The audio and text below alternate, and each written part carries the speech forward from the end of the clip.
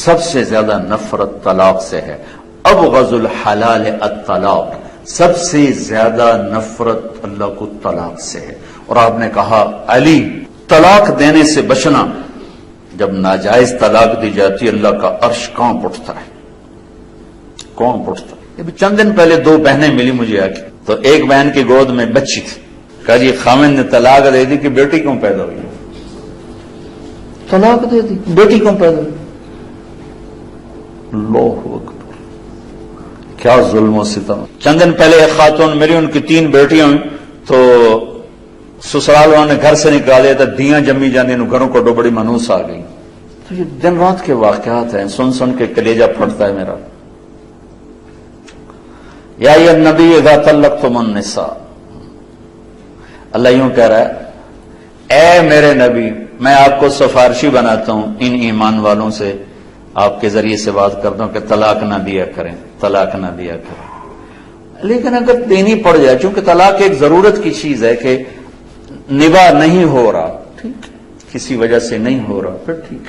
لیکن جیسے میں بتا رہا ہوں، بیٹیاں پیدا ہو گئیں طلاق دے دو، ساس کو بہو اچھی نہیں لگی طلاق دے دو، میں تیری ماں انہوں طلاق دے، میں تینوں اپنا دودھ نہیں معاف کرنا انہوں طلاق دے. یہ ظلم و ستم تقریباً ہر گھر کی کہانی ہے.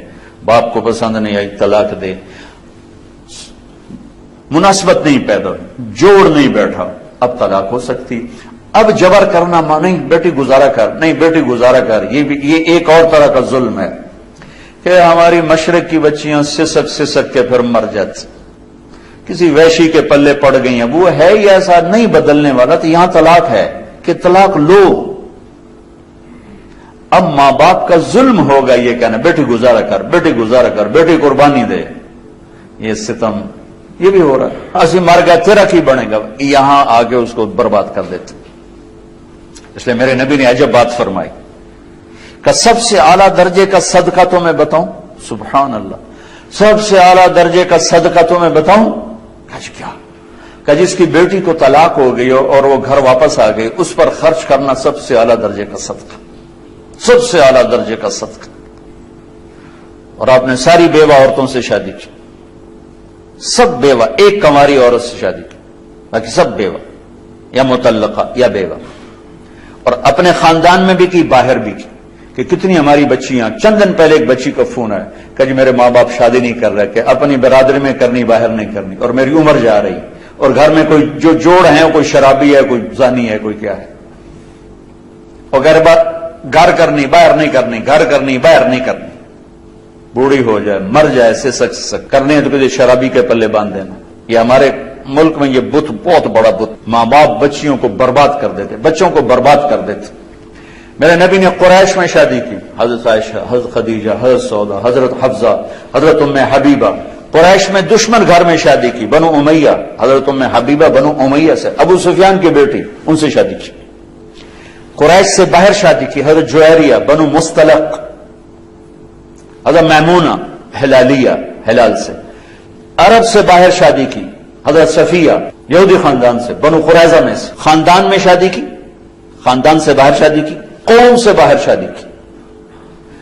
اپنی بیٹیاں،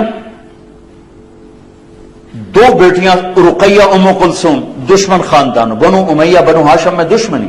آپ نے پہلی بیٹی ابو العاص کو دی، بن ربیہ بن امیہ بن عبد شمس، بنو امیہ. دوسری بیٹیاں 2 حضرت زینب ان کو دی، اور حضرت رقیہ اور ام کلثوم حضرت عثمان بن عفان بنو امیہ. صرف ایک بیٹی گھر میں دی، علی بن ابی طالب. بنو ہاشم گھر میں ایک بچی، 3 بچیاں باہر. یعنی خاندان ہے لیکن دشمنی ہے، دشمنی ہے. یہ سب کچھ آپ نے خود کر کے اس لیے دکھایا کہ آگے یہ سب کچھ ہونے والا تھا. یا ایھا النبی اذا طلقتم النساء، یہ یا ایھا النبی یہاں لائے ہیں اپنے نبی کو سفارشی بنا کر کہ امت محمد طلاق دینے سے بچنا. میں یہ اپنے نبی کو سفارشی بنا رہا ہوں. دینی پڑ جائے تو پھر ضرورت ہے، پھر یہ جاہلیت جو عجم کی جاہلیت ہے اور ہندوستان کی جاہلیت ہے، طلاق طلاق، تیرے ماتھے پہ داغ لگ جائے. میرے نبی کی بچیوں کو طلاق، حضرت رقیہ کو طلاق، حضرت ام کلثوم کو طلاق ہوئی.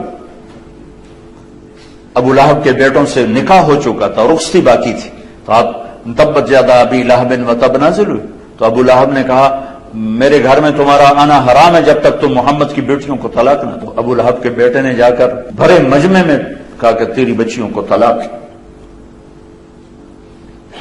اور جا کے آپ کا گریبان پکڑ کے پھاڑ دیا۔ اللہ نہ کرے کسی کے گھر میں کوئی مشکل پیش آئے، لیکن اگر جینوئن مشکل پیش آ جاتی ہے تو پھر میرے نبی نے یہ طریقہ رکھا ہے، پھر ہمارے یہاں قتل کے پیچھے پڑ جاتے ہیں، دشمنیاں پڑ جاتی ہیں، خاندان ٹوٹ جاتے ہیں۔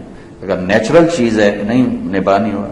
حضرت حبیبہ بنت سہل آئیں کہ یا رسول اللہ میرا خامند بہت نیک آدمی ثابت بن قیس، انہیں غصے میں آ کے ایک دو تھپڑ مار دی، تو میرے دل میں گرا بیٹھ گئی ہے، میں اس کے ساتھ اب نہیں گزارا کر سکتی۔ ان کا دین بھی بہت اچھا ہے، اخلاق بھی بہت ہے، لیکن انہوں نے مجھے مارا ہے، اب میرا دل ہٹ گیا، میں نہیں رہ سکتی۔ آپ نے کہا اچھا، پہلا خلا، شریعت کا پہلا خلا۔ آپ نے کہا اچھا تو نے مہر میں 2 باغ لیے تھے، واپس کرے گی؟ ہاں جی واپس کرتی ہوں۔ آپ نے کہا ٹھیک، جاؤ آزاد ہو۔ باغ ان کو واپس کر دی اور ان کو آزاد کر دی، کوئی لڑائی نہیں، کوئی نفرت نہیں، نیچرل چیز ہے۔ یہ بھی ان نیچرل ہے، اور ادھر سے گزارا کرو یہ بھی ان نیچرل ہے۔ تو سسک کے مار دینا، یہ کیا انسانیت، یہ کیا زندگی کہ اس کا ہر دن مرتا ہے۔ تو خیر میں بات تو کچھ اور کر رہا تھا، ایک ضروری چیز بیچ میں آ گئی۔ رشتے ناتوں میں میرے نبی نے کہا دین دیکھو، اخلاق دیکھو۔ اپنے رشتہ داروں میں مل جائے بڑی اچھی بات ہے، اپنی قوم میں مل جائے بڑی اچھی بات ہے، اپنی قوم میں نہیں ملتا باہر دیکھ لو۔ میرے نبی سے میں نے آپ کو مثال، جی ہم پٹھان ہیں صرف پٹھانوں میں کرتے ہیں، ہم راجپوت ہیں صرف راجپوتوں میں کرتے ہیں، ہم ارائی ہیں صرف ارائیوں میں کرتے ہیں، ہم جٹ ہیں صرف جٹوں میں کرتے ہیں۔ اس سے کتنے گھر برباد ہو گئے، کتنی نسلیں تباہ و برباد ہو کے رکھے۔ میرے نبی نے کہا جب جوڑ کا رشتہ ملے تو دین دیکھو اور شادی کرو، دین دیکھو، اخلاق دیکھو، شادی کرو۔ پیسے سے زندگی نہیں گزرتی، شکل صورت پر زندگی نہیں گزرتی، اچھے اخلاق پر زندگی گزرتی ہے، میٹھے بول پر زندگی گزرتی ہے، درگزر پر زندگی گزرتی ہے، جو ہمارے معاشرے سے نکل چکی ہے بات۔ خامند گرم ہوتا ہے تو آسمان پہ چلا جاتا ہے، بیوی گرم ہوتی ہے تو آسمان پہ چلی جاتی ہے، ماں باپ گرم ہوتے ہیں تو اولاد ان کو دشمن نظر آنے لگ جاتی ہے، اولاد گرم ہوتی ہے تو انہیں ماں باپ دشمن نظر آنے لگ جاتے ہیں۔ وہ برداشت ہے ہی کوئی نہیں، درگزر۔ کسی بھی گھر کو آباد کرنا ہے تو درگزر کے بغیر گھر آباد نہیں ہو سکتا۔ 100% نہ میں بیوی کے مطابق ہو سکتا ہوں، نہ 100% بیوی میرے مطابق ہو سکتی، نہ 100% اولاد میرے مطابق ہو سکتی، نہ 100% ہم اولاد کے مطابق ہو سکتے ہیں۔ لہذا ایک ہی قانون چلے گا، وہ درگزر ہے اور میرے نبی والے اخلاق ہیں، اس سے ہمارے گھر آباد ہو جائے۔ تو خیر میں کیا یہ کہہ رہا تھا کہ میرے بھائیو اگر آپ سارا نہیں پڑھ سکتے، یا الذین آمنوا تو پڑھ لو، اے ایمان والو، اے ایمان والو، کیا کہہ رہے ہو یا اللہ کیا کہہ رہے ہو؟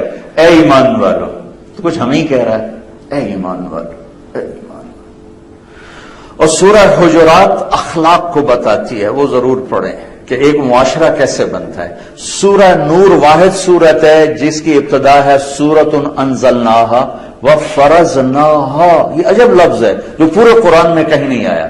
ہم نے اس سورت کو اتارا اور اسے فرض کیا، سارا قرآنی فرض ہے، ان کچھ چیزیں فرض ہیں، کچھ واجب ہیں، کچھ طریقے ہیں، کچھ حلال کچھ حرام ہے، لیکن میں قربان جاؤں آپ اس سورت کا ٹائٹل دیکھیں، سورۃ انزلناہا وفرضناہا، ہم نے سورت کو اتارا اور اسے فرض کیا۔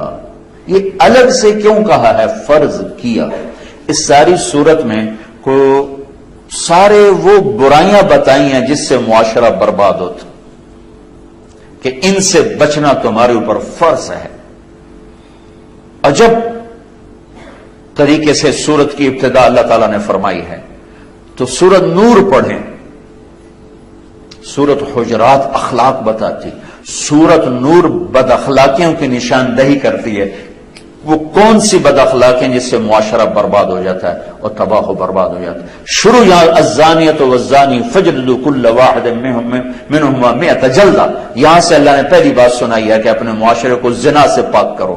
جس معاشرے میں یہ فحاشی پھیل جاتی ہے وہ معاشرہ تباہ و برباد ہو جاتا ہے۔ جس عالم کا ترجمہ پسند ہے پڑھ لو، میں کسی کو ریفر نہیں کرتا، جس پر آپ کو اعتماد ہے، جس تفسیر پر آپ کو اعتماد ہے اس کو پڑھیں، اپنے نبی کی سیرت کے لیے کچھ وقت نکالیں، پھر اپنے بچوں کو یہ چیزیں بتائیں، اپنے سٹوڈنٹس کو یہ چیزیں بتائیں، اپنی اولاد کو یہ چیزیں بتائیں، قرآن سے نوٹس تیار کریں، سیرت سے نوٹس تیار کریں، 1 منٹ کا درس 2 منٹ 3 منٹ روزانہ بھی نہیں، آف اینڈ آن، تو ایسے ایسا جاتا ہے، ایسے جاتا ہے، ایسے جاتا ہے، ایسے جاتا ہے، ایسے جاتا ہے، اور اپنی معاشرے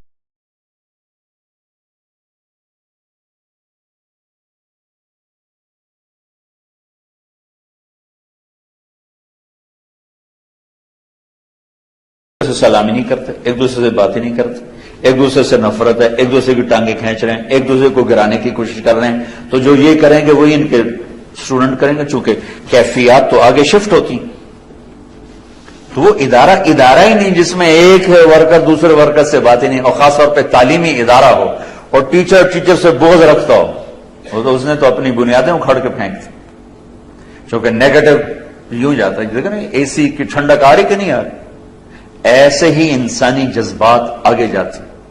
تو آپ ایک ادارے میں رہنے والے لوگ، مرد عورت چھوٹے بڑے، ایک دوسرے سے بولتے نہیں، ایک دوسرے سے نفرت ہے، بغض ہے، حسد ہے، گرانے کی تدبیریں ہیں، تو آپ نے تو اپنی نسل کو پہلے سے ہی غلط راہوں پہ چلا دیا۔